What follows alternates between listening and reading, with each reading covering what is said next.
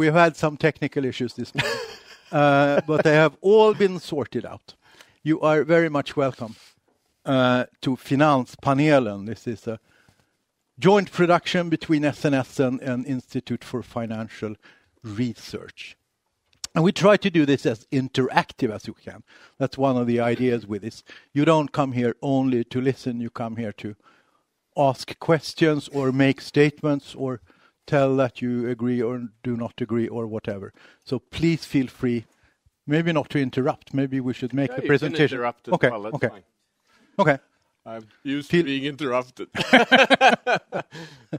So today we're going to discuss the title of Pelle's paper is Since You're So Rich, You Must Be Really Smart. There was a debate in the US a couple of years ago on whether there was because the Wall Street paid so much money, whether there was a brain drain, if all smart people went to Goldman Sachs and there would be no brain surgeons left in the US because everybody would be working at Goldman Sachs. And it seemed like sort of a relevant question, and Pelle asked basically the same question: can we find something in Swedish data of this nature? And Pelle will tell us about that study and about that debate on compensation and sort of supply of skills in the financial sector in Sweden. And then Sean CORY, partner at Oliver Wyman, has been working with also compensation in financial sector. Will walk us through what's happening after the regulations on compensation after the financial crisis. Since after the crisis, the reaction of politicians and others were that compensation has been such as to give incentives to risk-taking, and we must check how compensation is being done. So we will do that. And then after that, we will have a general discussion. So Pelle, please, floor is yours. Thank you, and thanks for starting late. First my bike got stolen, and then my backup bike got a flat tire. And my driver and my butler couldn't take me this morning. Okay, so when I just came from the US, actually presented this paper, when people see this title these days, they think this is something about Donald Trump. But it's not. It's about finance salary. So just the fact that's out there is that if you look at how finance, well, first of all, wages have increased in a lot of professions over the last 20, 30 years or so. But what's interesting is that the one sector where the wages have increased the most over the last, since the mid-80s, basically, is the finance industry. So these graphs, and this is first, obviously documented for the US. This is the US number. So these numbers are basically, if you take the average person working in the financial industry, divide that by the average person working in any other private sector industry, okay? You take that ratio, then you get these relative wages, and that's what we're showing here, okay? So for the US, that's been going up actually starting mid-80s. We're going to look at Sweden, and maybe not in this room, but when you present this outside of Sweden, everyone is like, okay, who cares about Sweden? But one reason to care about Sweden is that we see exactly the same pattern. Okay, it's a strikingly similar pattern, and it holds for not only Sweden, US, UK, France, many, actually most developed markets. Okay. Now, just another fact is that this relative wage increase becomes more and more pronounced the further out you go in the wage distribution. Okay, so it's there for the median wage. Okay, so you see if you've been a median earner in finance compared to a median earner outside of finance, you have had a relative wage increase. More modest, that's this, well, I'm colorblind, but I think it's green, no? Yeah.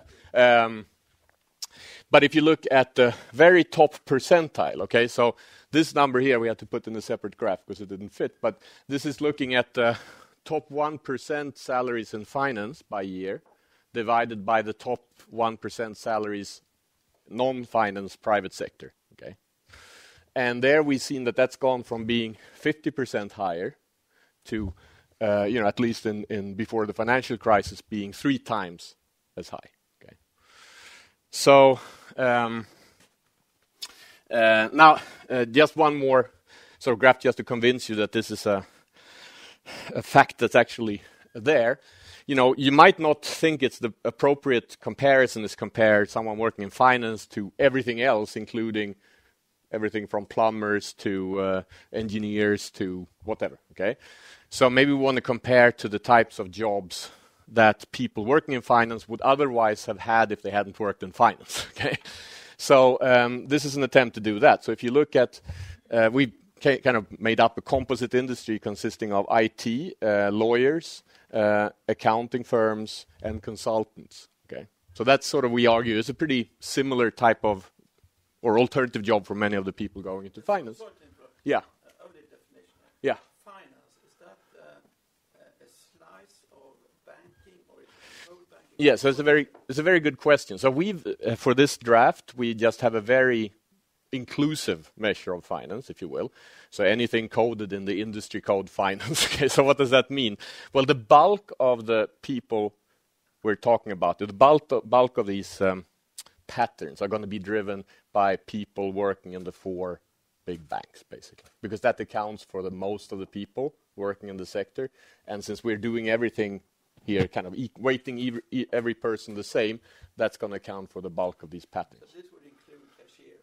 This includes everything from cashiers to CEOs and traders. So the finance sector in Sweden accounts for roughly 3.5% to 4% of the private sector employment. And it's pretty constant over this period. For big banks, it's 50 or 60,000 or so. I think it's more, but yeah. But we have hedge fund managers, we have, and so on in this data. But the bulk of the patterns, if you really want to understand what drives it, it's going to be the big 4 banks. We also have insurance in here at the moment too. But insurance is actually, if you separate that out, you have not seen the same increase in wages in insurance as you have in bank. Yeah. So these salary numbers, so this is also a good question. So the graphs I'm going to show you are based on tax statements of basically inkomst av tjänst, okay? So wage income. Now, we have 3 different measures we could be working with. One includes capital gains, and you might think that that's important for some professions. So, for example, if you look at private equity, then it's very common that most of your compensation is actually being a shareholder in the GP, in the company that gets the profit share. The problem with using capital gains is that for many people, the capital gains have nothing to do with the compensation. Okay, so you have to kind of make a call there. We're using the wage labor income. Okay, but our results would be robust to using also including capital income. We will get pretty much the same picture. Now, the other issue is taxes, right? So we have a third measure that we also can use and would get very similar looking pictures is disposable income. So that's net of tax plus transfers. Okay, so all those are the 3 measures we have.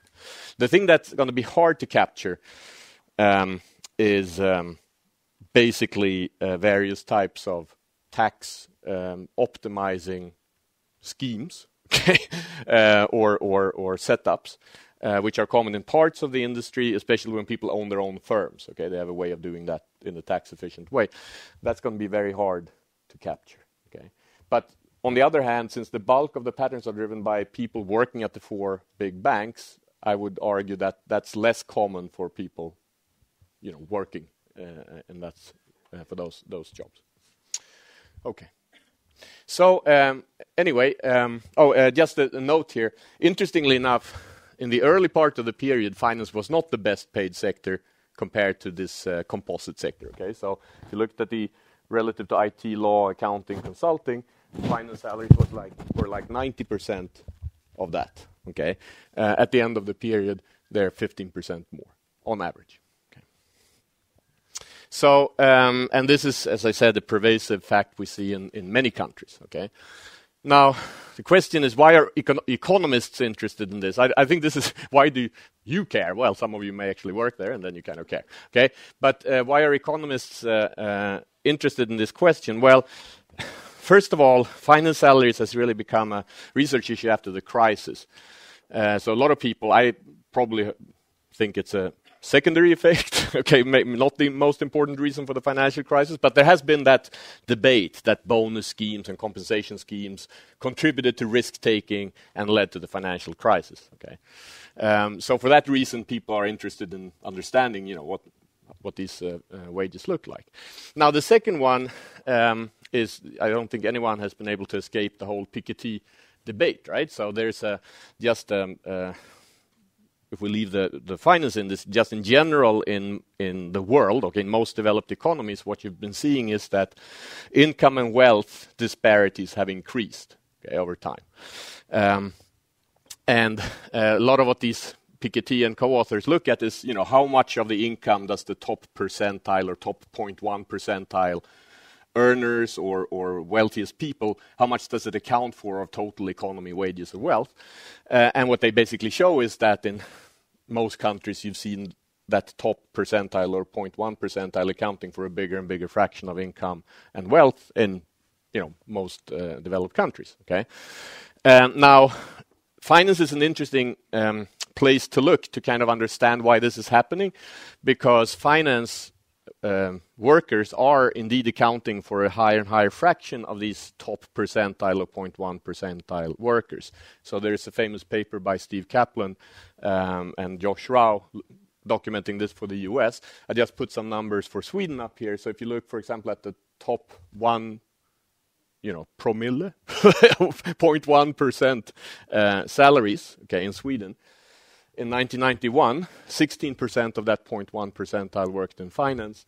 In 2010, that had almost doubled. Okay, so it's 28 or close to 30% of the top 0.1 percentile are people working in the finance industry.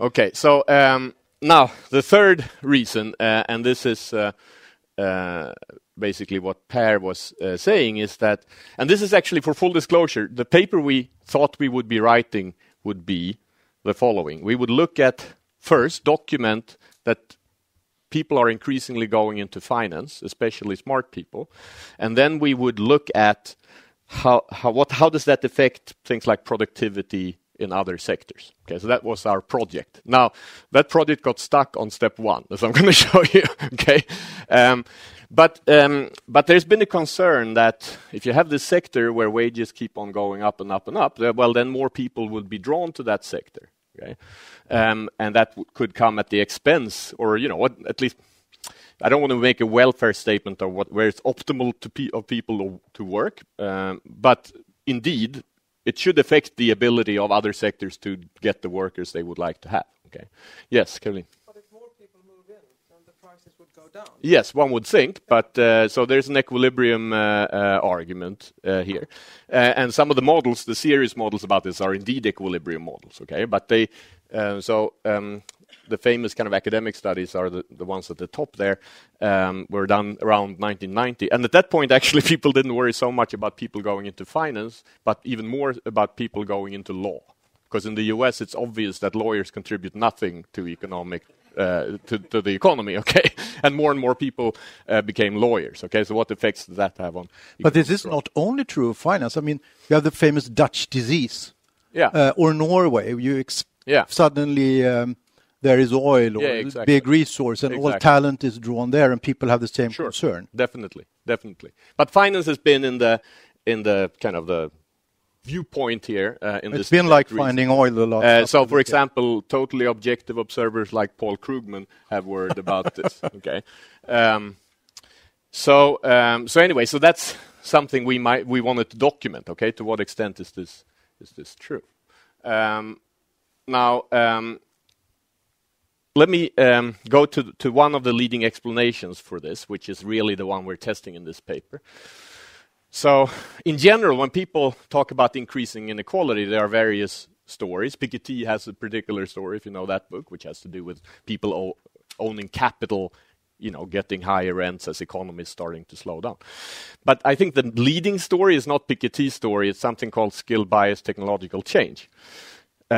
Which is where the story basically is that in the last few decades, we've had a lot of technological development. That technological development has been very complementary to the skills of highly educated people. Okay, so if you're a university graduate in business or engineering and so on, your skills are very complementary to the new technology that's coming. Okay, so you're going to be more and more productive if you have these skills. And the reason why we see increasing wage disparities is that the skilled people are gaining from technological change, and the people are lagging behind are people who don't have university educations and whose skills are who are basically being replaced by technology. Okay, and that's why we see this increase in wage and income inequality. And I actually think this is probably the most persuasive story to understand rising inequality. Now, people have then argued, okay, so maybe the reason why finance salaries compared to other sectors is increasing particularly fast is because finance is particularly subject to skill bias technological change. Okay, so how would you make that argument? Well, basically the Philippon-Resheff paper, which is the most well known in this area, they note that the increase in relative wages in finance really started around the mid-80s in most countries, so in the US, UK, and so on, and Sweden. Okay, and what happened in the mid-80s? Well, financial markets were deregulated. Okay, so when financial markets, before deregulation, it was quite easy to be a banker because basically there was really nothing you could do. Okay, so the government said, lend to this industry, and you would lend to that industry, and the government said, okay, this is the interest you should charge, and you charge that interest. Okay, so it wasn't so hard to be a banker. But when you had deregulation, then all of a sudden this becomes a much more complex endeavor. Okay, and then you add technology to that, then it becomes even more complex. Okay, so you really need the best and the smartest and most gifted people to do this job now, and before you didn't. Okay, so that's basically the story. So basically the story is that the high wage increase is driven by higher productivity of the most talented and skilled people in the economy. Okay. Now, to back this up, what Philippon-Resheff show is that the finance industry is over time becoming relatively better educated compared to other sectors. Okay, so if you basically look at the fraction of people working in finance that have a university education compared to the fraction university educated in other sectors, that fraction has risen faster in finance. Okay, so that's basically they take as support to this story. Okay, and that's the case for the US. It's the case for Sweden as well. Now, we argue that you probably want to dig a little bit deeper into this because university education, I think, is not a particularly fine measure of being talented or skilled. Okay, especially given the fact, well, I'm a university teacher, so trust me. No, but there's what with a fancy word we call composition effects. Okay, there's more and more people are getting university education in general. Okay, and that basically screws up these types of comparisons. Okay. Sorry, Ben. Yeah. If you look at the return of, say, the masters of the top universities in the US, Mm-hmm. is the return at educated? Yeah, is that really increasing? In the US, it's been documented to be increasing. I was looking at a drawing the two who knows this literature well, but in the US, the education premium has been increasing. In Sweden, people who have looked at this are not as sure. Okay, so there was a big debate about 10, 15 years ago about how Sweden is not rewarding education. Okay, so but in the US, you do see an increased education premium over this period. Okay. Now, so we basically want to look at this particular story, okay? And as maybe you already I've hinted at, we're not going to get much support for this story. So I'm going to finish, and then maybe the panel we can also talk about, well, what could be the explanations, okay? But we basically want to test this story by looking at two kind of implications, okay? One is, if the increases in wages are indeed driven by a higher demand for the most talented and skilled people, you should see the average talent of the sector to be increasing over time. Okay, it would be weird if it didn't. Okay, like if you really demand, there's a higher demand for the most skilled and talented people. Well, you should kind of replace the less talented with those more talented people over time. Okay, and the second implication is that if we try to look at, the determinants of wages and relative wages, if we control for the talent of that people have in the finance industry, you should see that it's basically the wages are driven by the compensation to these most talented people. Okay, so those are basically the two things we're gonna look at. Okay, now the beauty of looking at Sweden is that we're a big brother society. Okay, so there's no privacy whatsoever. So we have information on every individual in Sweden above the age of 16. So we have there the salary data and where people work, where they live, and so on.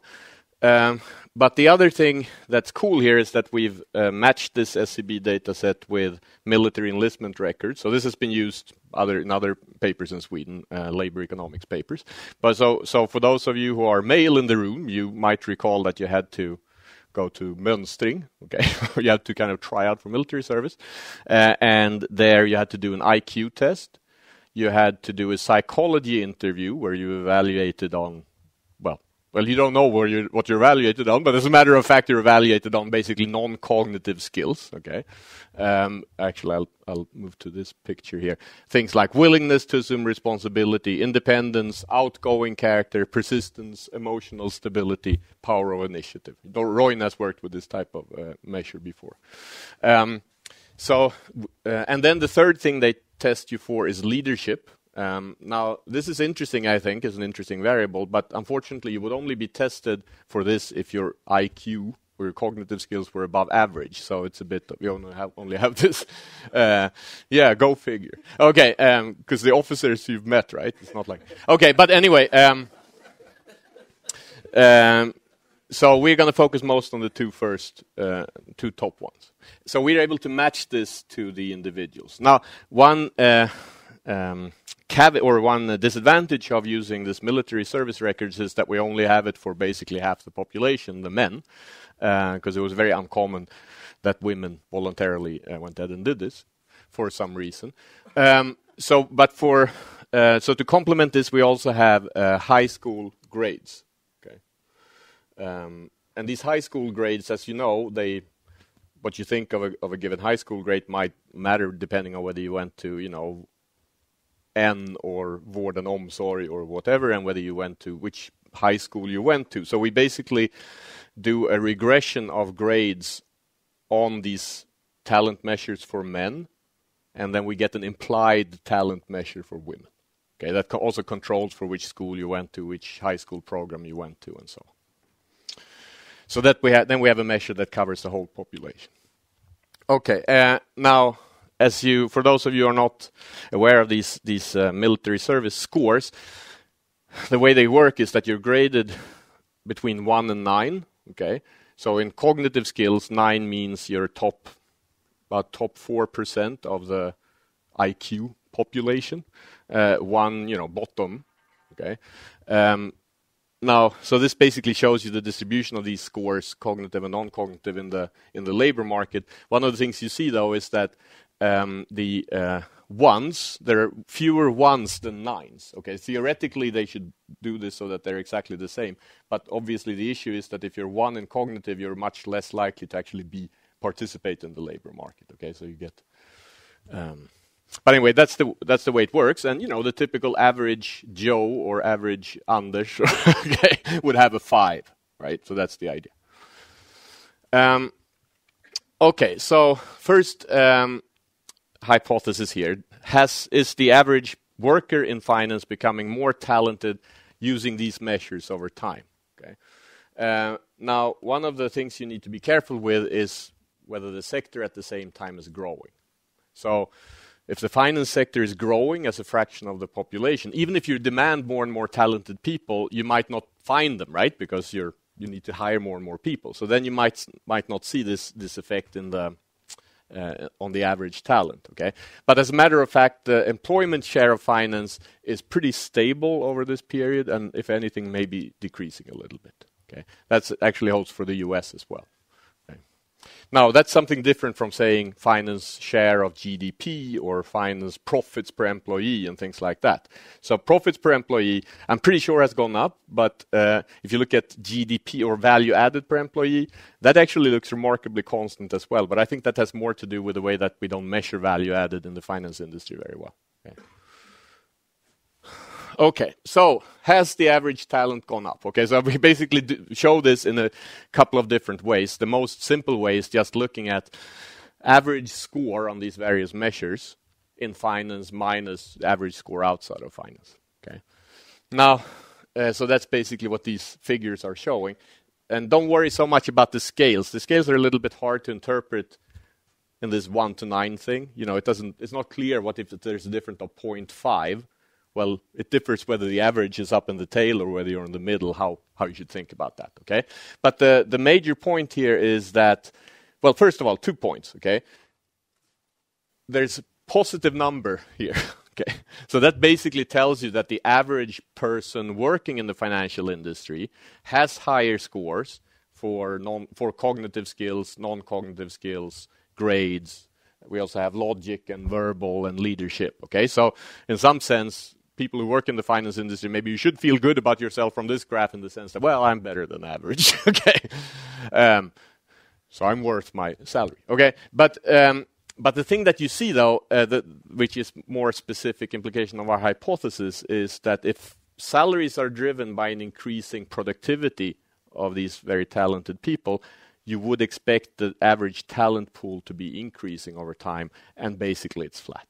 Okay, so what you don't see is that more and more talented people are working in the sector according to these measures. Sorry to interrupt. Yeah. The average age, is that different during this period? The average age, that's a good question, actually. I don't know. But what we do in all of our tests and our regressions is we control for age, experience in the sector, years of schooling, and things like that. So if your question was sort of leaning at, well, maybe if I control for age, it would have been increasing, that's not going to be true, okay? But I actually don't know whether the average age has changed. We should maybe look at that. Now, so this is, again, only for men. Now, for women, we have to rely on various high school grade measures, okay? But again, you don't see any increase in the talent of women either. And here, interestingly enough, if you look at some of these measures, for women, it's not clear, if you just look at women, that the most talented women, well, more talented women are working in finance compared to other jobs where women are working, okay? And I'll have some other graphs like that. You know, what you don't see is that finance is not a particularly popular destination for high talent women, okay, compared to high talent men.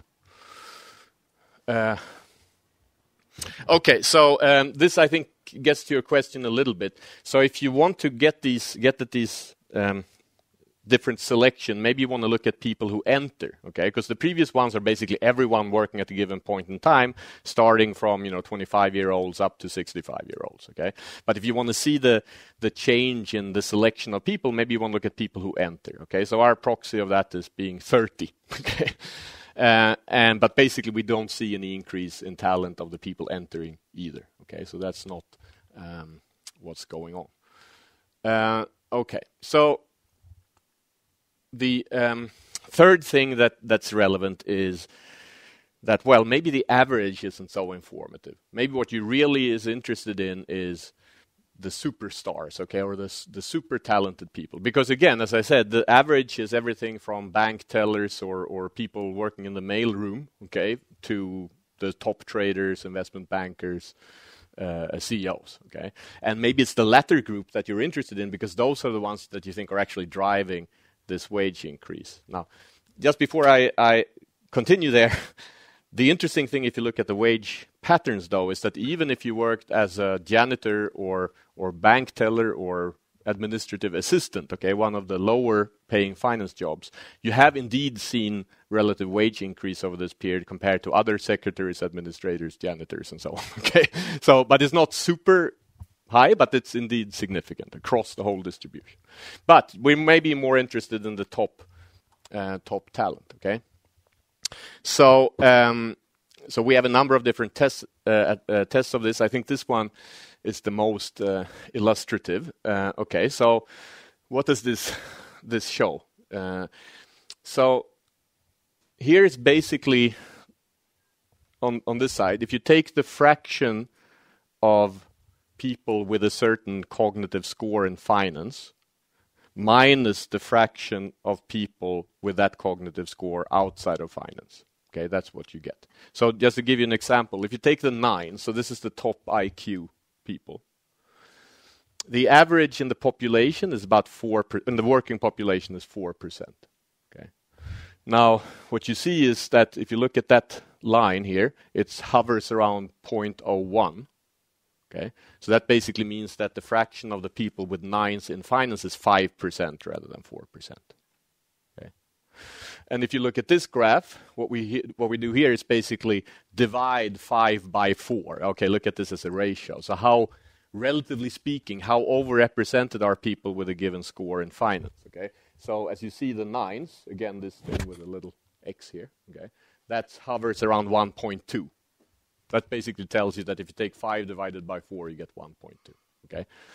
Interestingly enough, it's pretty darn constant. Okay. So you don't see a higher fraction of the top cognitive people working in finance over time. Okay.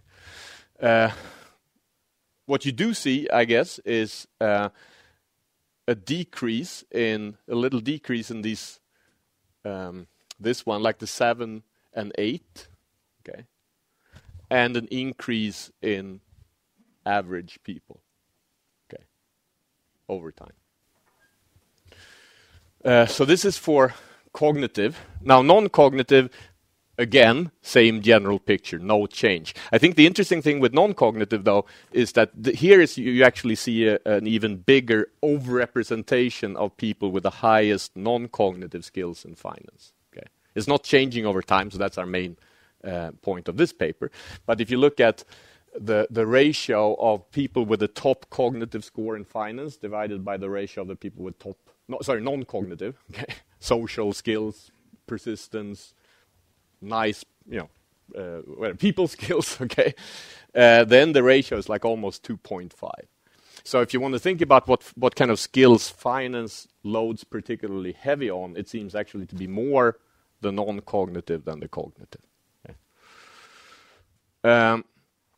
Okay, so, but anyway, the bottom line is that even at the top, you don't see an increase in people going to finance. And we can do this with regressions. That's basically what this is showing. So even though if you're have high cognitive and non-cognitive skill, it increases the likelihood that you will go into finance, but that difference is decreasing over time. Okay, that's what these negative interacted terms mean. Okay, one of the interesting things you see here is that the university education is indeed becoming more important over time for going into finance. So years of school seems to be more and more important to predict who goes into finance. Now, it's a little bit puzzling, right? That salaries go up a lot, and despite that fact, these top talented people don't want to, are not increasingly going there. It's a little, for an economist, it's a bit. I'm just reading Dick Thaler's book right now, where he talks about humans and econs. Okay, but for an econ, okay, it's weird that you wouldn't. Maybe not for a human, but for an econ, it would be weird not going to finance if they pay more. Okay, so we try to see, okay, what can predict who goes into finance or not, and the types of variables. So this is kind of work in progress, but the things that really seems to explain quite a bit is, do you have people in your family working in the finance industry? That increases that doubles the likelihood basically of going into finance. Did you go to a high school where people in the past, a lot of the students from that high school in the past have gone into the finance industry, that increases the baseline probability by like 8, or one standard deviation, and that increases the likelihood of going into finance by 80% relative to the baseline probability. Okay, so these types of measures seem to be important to predict who goes into finance. Things like, and you can interpret this as information. Okay, so I didn't know about that you could work at a bank, and now I know some people who work at a bank, so I'm more likely to do it. Or you could interpret this maybe as networks. Okay, you need to know someone there to get a job, and that helps. Maybe that's so we can kind of speculate about this, but just in the data, these things seem to be important. Now, one potential criticism that's quite important is that we do know that a lot of Swedes go to work for Goldman Sachs and Morgan Stanley and so on in London, right? So maybe we're missing the fact that there's a lot of demand for these super skilled people in London, okay? And then we need to keep salaries up in Sweden to avoid more people leaving to London, okay? This is a bit of a hard issue to get at with our data, because once people emigrate, we don't see them anymore, okay? But we can look at who emigrates. And we've done a couple of different kind of tests to see whether we see any indications of this being the explanation. And basically we don't, okay? So for example, one thing that we do is we look at whether people working in finance are increasingly emigrating over time, and whether the smartest people in finance, already working in finance, are increasingly emigrating over time. And we basically don't see any evidence of that. And the magnitudes actually turn out to be quite small. So it's not going to overturn the previous. Yeah, so you can, okay. So this is where you can always talk to a clever economist that says, in equilibrium, we're going to set salaries so high in Sweden so no one emigrates, okay? Sure. Now the question is yeah, okay, but okay. Now the last thing I want to show you in terms of results is can you explain the wage increase with these talent measures? So.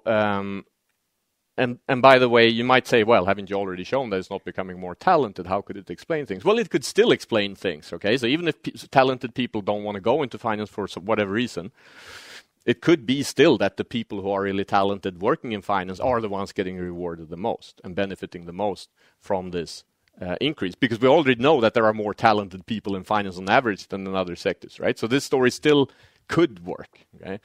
But it doesn't. Okay, so one way I'm just showing that is just to show you when we run a regression controlling for, lots of other stuff, gender, age, education, blah blah blah, and then we do this separately for these talent bins, and then we look at the residual. Okay, what's left? Okay, and what you see is an increase basically across the board of all of these talent groups. Okay, it's not that the nines are getting a very much higher wage increase than the fives. Okay, so basically you cannot explain the wage increase with an increasing return to the type of ability measures we have. Okay. Would that be a cultural Swedish thing? So whether this would look different if I did it for the US, I don't know. Okay, but it's an interesting question. Okay. Now, one last thing about brain drain. Okay, so how much should we? I would argue that I basically showed you. Finance, the brain drain to finance, the worries are vastly exaggerated. Okay, we are not seeing too many potential brain surgeons becoming hedge fund managers. Okay, so don't worry about your brain surgeons. Now, what is interesting though is what are the big patterns we see? Okay, in terms of where talented people are going. Okay, and finance is this. So this is basically just looking at where are the top 4% cognitive in this case. Which sectors do they go to, and how is that changing over time? Finance is basically constant there at the bottom, right? But there are some pretty big changes over time, and I think the biggest one is the rise of IT. Okay, so IT is that gray bar. So what you basically see over this period of time is a big increase in the fraction of the top cognitive and people going into IT. Okay, so I guess if we want to sort of think about policy, right, the big important pattern in the data is more and more people are going into IT, fewer are going into manufacturing. Okay, of the most talented people. Is that the problem or not? I don't know. And IT, by the way, you do indeed see a quite strong correlation between pay in the IT industry and the fraction of the smartest or most gifted people going into IT. So the talent competition model, at least the patterns you would expect to see from such a model, seem to be present in IT, not in finance for some reason. Okay, so basically this is, I guess we're getting to the panel soon, but just speculate. This is a very negative paper, okay? It's like, we can't explain it, okay, with this hypothesis. Obviously, what we're working on now is trying to see what can explain it. Now, one obvious thing is that, well, maybe this is not what matters in finance. Maybe high IQ or good people skills is not really what makes you a good person in finance, a productive worker in finance. Okay, maybe there are other things. Maybe things you learn on the job. Okay, I think Per told me that. Well, if I look at these star traders in our bank, they weren't necessarily the smartest nor the nicest people. Okay, they were just pretty darn good at trading. Okay, and that's so it's something else. What's a little bit surprising to me, though, is that something else would have to be largely uncorrelated with IQ and non-cognitive skills. So that's a little bit surprising, okay, if that's true, but it's still a possible explanation. Now, second one, which I don't believe in, okay, is that finance is such an unattractive job in terms of work hours, in terms of risk of getting fired and so on, that you need to compensate people for the unpleasantness of the finance job, okay? I mean, I hear, for example, now in the city of London, you can't even have wine for lunch anymore, right? I mean, it's really becoming way more unpleasant over time. So we've looked a bit at that, okay? If we start with a risk story, okay? So finance wages, especially at the top, are more bonus-driven, which means they're also going to vary more year to year. Okay, so they're more risky. And at least in the last few years, we hear stories about people getting laid off from top finance firms, okay, after the crisis. So maybe you need to be compensated for this riskiness of the job. Now, our preliminary analysis on this says that that can't explain it, okay? The reason is that indeed, if you look at the distribution of wages in finance, it is wider, okay? So, if you look at your wage growth over the next 3 years, if you work in finance compared not finance, it's a wider distribution, okay? So that tells you it's more risky. But it tends to be only risky at the top, not at the bottom, okay? So if you look at the bottom 5% outcomes in finance, okay, so you're like the most 5% unlucky in terms of wage growth, okay? You're still better off than if you were in the bottom 5% outside of finance, okay? So it really, it what we call it with the technical term, it stochastically dominates, okay, the distribution. So I don't think that can explain the increase, okay?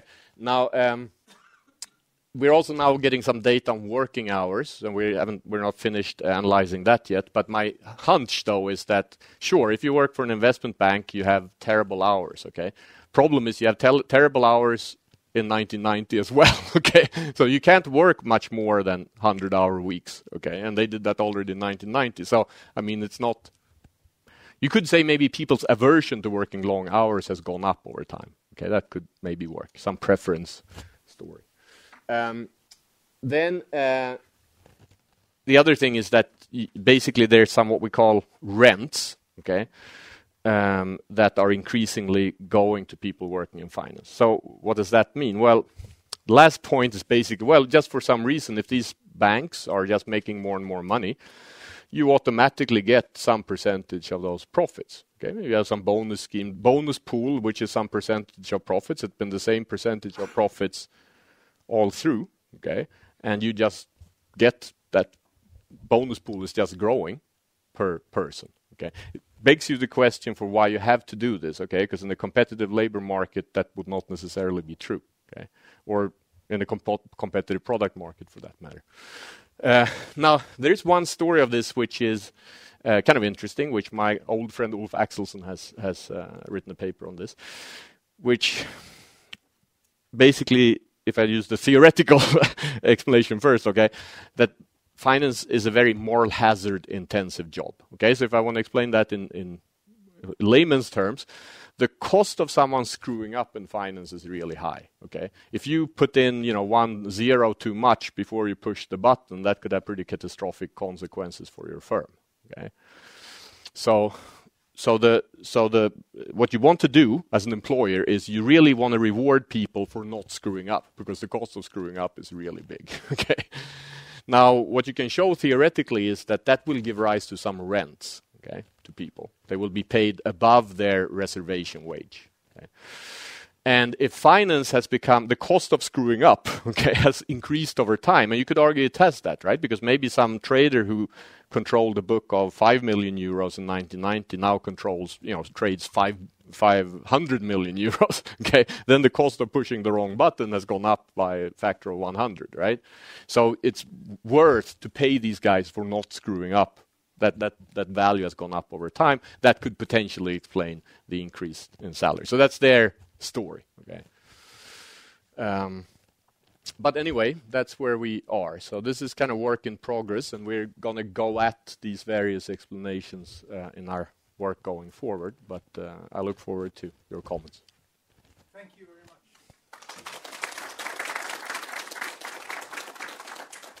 Sean Corey, please, the floor is yours. Let me see if I can figure it out. There we go. And I think, how do I get back to wherever I need to get to?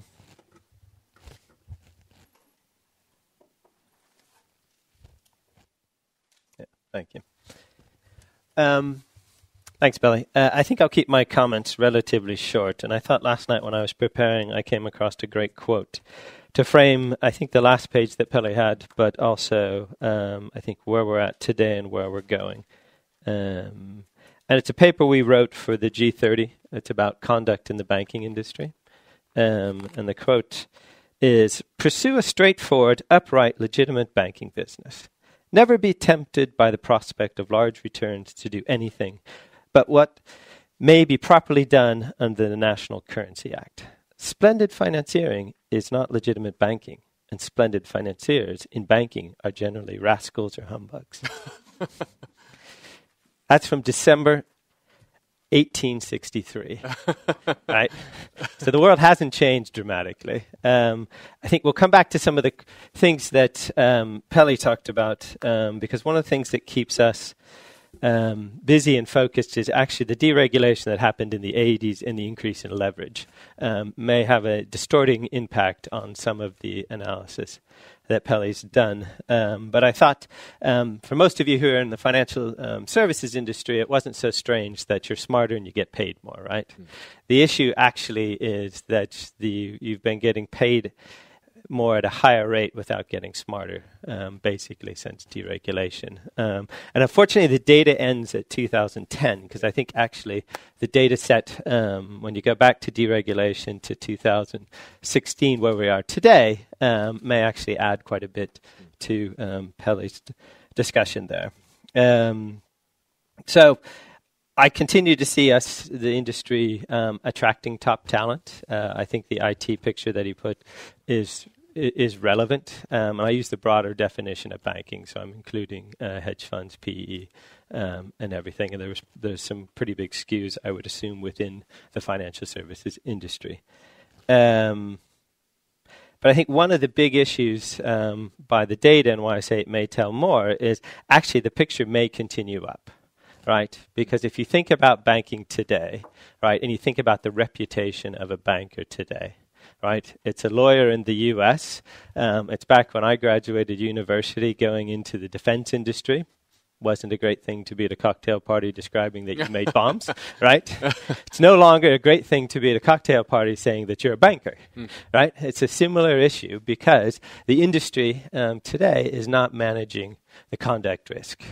Panama Papers is just the latest example of several examples since the crisis. And continuing to earn greater rents is only adding fuel to this fire. However, you're competing, as Pelia said, in a competitive environment for talent against IT, technology, health, and other industries that are growing. So you may end up finding yourself paying actually more to maintain the talent, as I think he quite showed, which was completely intuitive to me that actually the talent level hasn't increased. And those of you who read a lot, Sir Ken Robinson does some great series on the educational system, and he'll explain why basically the higher education isn't necessarily increasing the smartness of individuals. So I'm going to go really quickly through sort of where Pelle got to. I think the issue that as an industry we need to get our arms around is conduct. Smart industry basically self-regulated itself after 2009. The IF came out with a series of standards. By 2013, we did some surveys, and basically the industry decided they'd implemented them.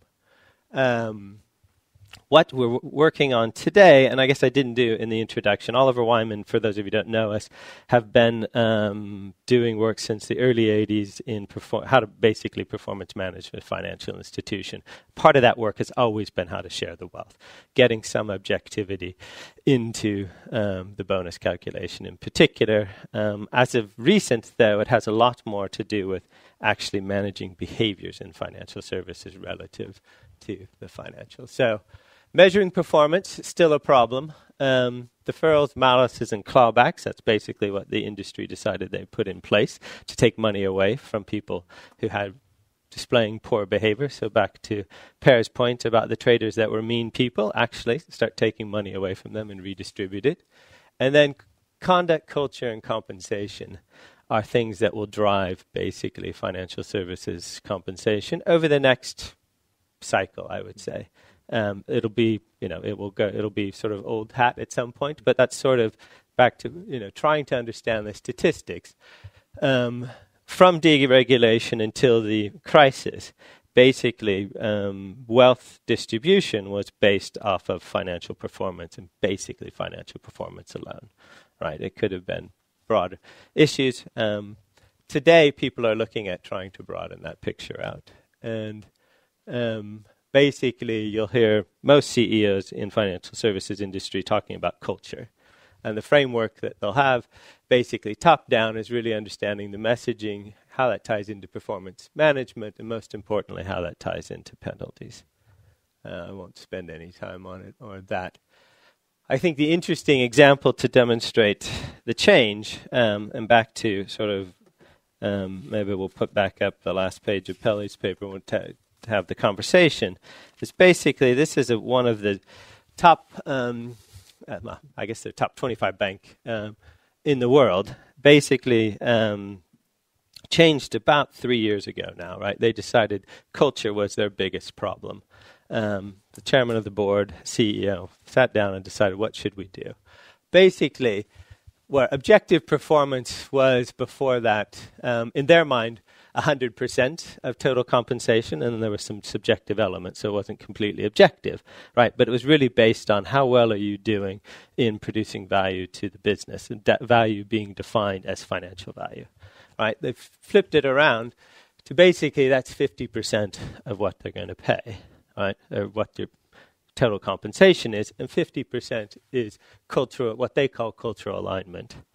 And so the board of directors and the top 100 managers do a 2-day offsite every year where basically they all get a portfolio of people to review. Now I'm talking about board and top level management who aren't connected to their direct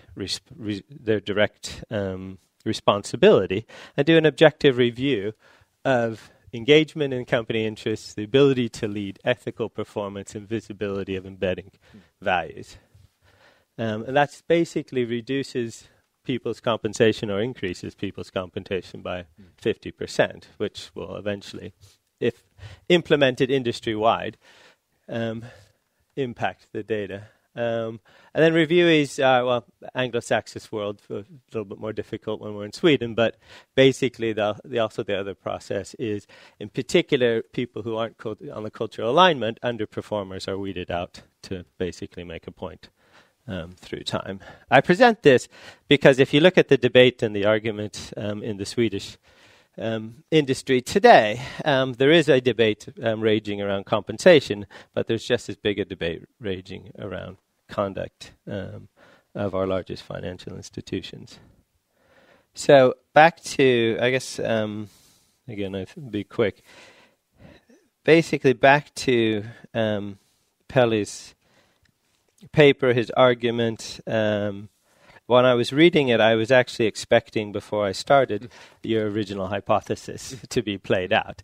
Having read it through, I wasn't completely surprised. And there are a number of, I think, issues. One of them would be, well, as I said, it'll be interesting to look at the data and actually match it from other periods of deregulation or financial crisis and forward, and the intrusion of regulation on compensation, because I think it will provide some skews in that as we work to fix these issues. So I think it's better, as Per described to me, this is an environment to open up to have questions. I think it's better to open up to have a discussion. Great, So, thank you very much. If we can have both of you on stage. And please, questions, comments. Roine. I have a question. Yeah. If you think about the marginal product, it really depends on the capital. Mm-hmm. So labor becomes more productive with more capital that's utilized. Right. So what's your view on that? Does that have anything to do with that? I think that one of the problems here, though, is So I guess the story could be that you're getting more capital flowing into the sector over time, and that makes the productivity of every worker higher. So I guess that is a possibility. I guess what's surprising to me, though, is that it doesn't seem to be complementary with talent, right? So I think that the biggest puzzle to me is that you see salaries going up so much across the board, and that at least the inherent talent measures we use can't, distinguish. I mean, basically goes up for everyone. Okay, so I think that's the big puzzle to me. But I mean, profits indeed. If you look at profits per employee, we're looking at that kind of data right now.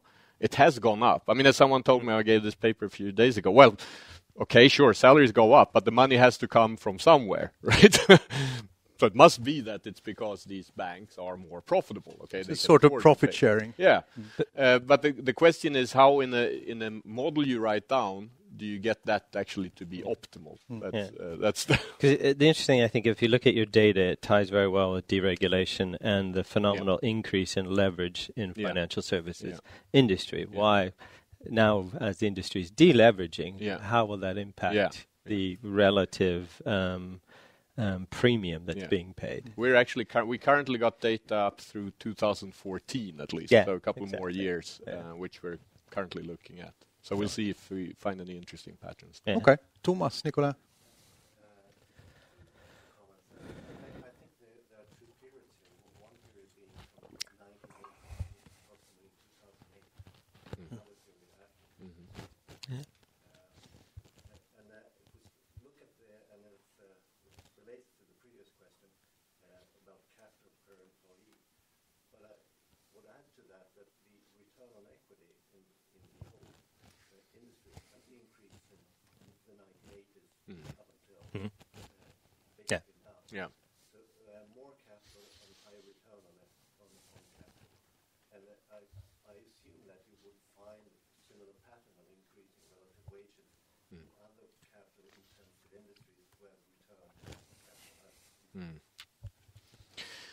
Yeah, I mean, so I agree with you. It sounds plausible. It's not entirely obvious if you have a competitive labor market that you need to share more and more of this ROE with your employees, right?